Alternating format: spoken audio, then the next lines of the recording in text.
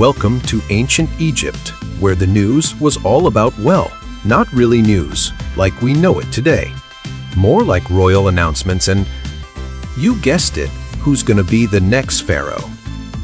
Fast forward to the roaring 20s in New York City. The news was all about glamour, jazz, and prohibition. Yep, you could get arrested for owning a cocktail shaker. Now we're in the heyday of personal computers, where news was all about IBM vs Apple and who's going to change the world, or at least your word processing experience. Let's take a trip to Mesopotamia, where the news was all about crop failures and, oddly enough, who owes the most debt, same as today. Welcome to the fabulous 50s. News was all about the Red Scare, I Love Lucy, and who's going to invent the perfect housewife uniform. Now we're in the grunge era, where news was all about flannel shirts, anti-establishment vibes, and of course, who's going to win the battle against the evil empire, Microsoft. The 60s were all about change, baby!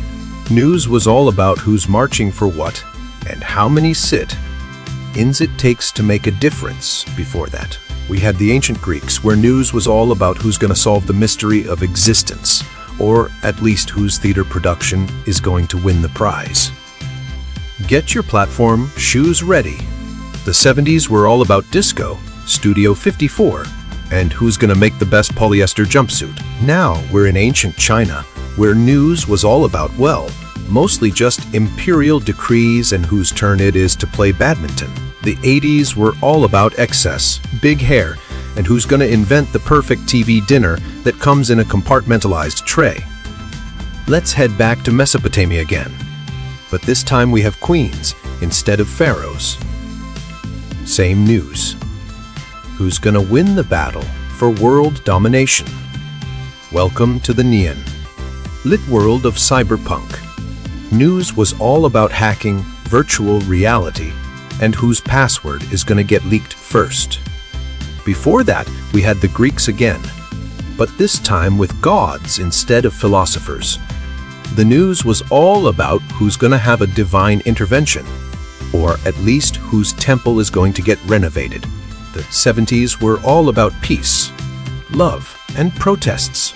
News was all about who's going to join the cause and which one is going to start a riot. Let's get back to ancient Egypt again. The news was all about hieroglyphics, pharaohs, and who's going to invent the perfect papyrus-based spreadsheet.